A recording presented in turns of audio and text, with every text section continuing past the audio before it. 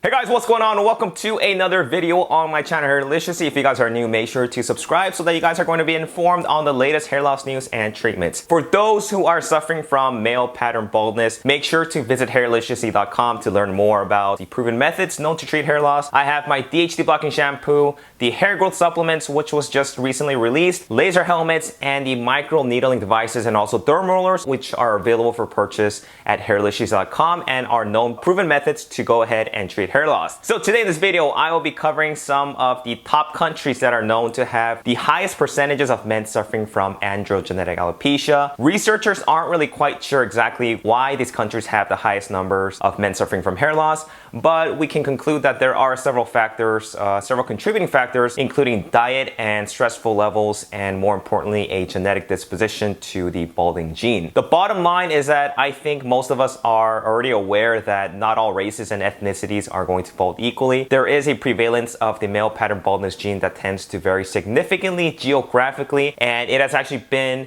more fixed in certain populations than others. And generally speaking, this is true. For example, from my experience, when I compare men in the US or from Europe with, let's say, men in an Asian country, there's a good chance that you guys are going to be seeing more balding men from the US or Europe instead of Asia.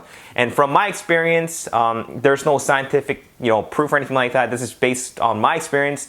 I feel that Indian people tend to experience hair loss at a younger age compared to other at least Asian ethnicities. So there was a 2011 study that was actually done and conducted that showed that certain geographical locations were more prone to baldness. This study was done by TripAdvisor in Japan, which revealed that countries where male pattern baldness was more common and prevalent. So to go down from the list of the top 10, number 10 happens to be Canada, with nearly 37.42% of men that are going bald. Number 9 is the Netherlands with a rate of 37.93%. Number 8 is Poland, which has 38.34% of balding men. Number 7, Italy at a whopping 39.01% bald rate. Number 6 is the US at just over 39%. Number 5 is the UK with 39.23%, followed by France at 39.24%, and number 3 is Germany at a staggering rate of 41.24%, followed by number 2, Spain, 42.6%, and last but not least, the country with the most balding men is the Czech Republic, with nearly 43% of men who are losing their hair. So if you are from the Czech Republic, chances are you are or you will be going bald. If you guys haven't noticed, the thing that is most noticeable about the top 5 balding countries is that they are all situated in Europe. The top 10 didn't even include any Asians, blacks, or Hispanics, or even Native Americans. So if you're one of the 4, you're actually off to a good start, at least follically.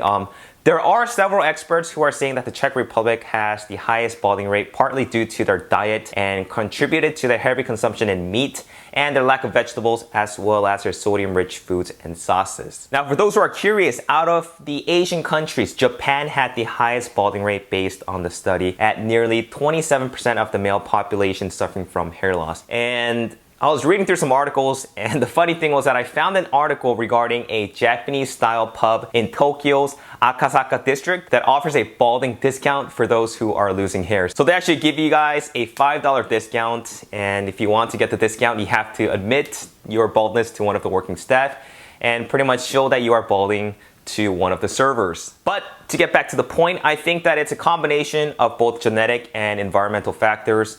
For example, Western Eurasia, including Europe, the Middle East, and Northern Africa, have a higher percentage of balding men.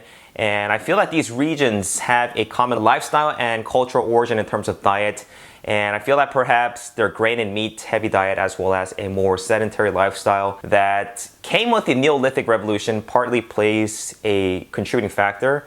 I might be wrong, and it can simply be due to the fact that the regions in Western Eurasia are genetically related and derived from recent ancestral population when comparing to Eastern Asia and Native Americans and even Inuits. And the more commonly accepted response would be, simply put, certain ethnicities have the genes that code for follicle sensitivity to androgens, including DHT, whereas others are coded to be resistant to such androgen sensitivity, and therefore they don't bald. For example, it's almost rare to find a true Native American balding, especially with ancestry from the Alaskan Ridge.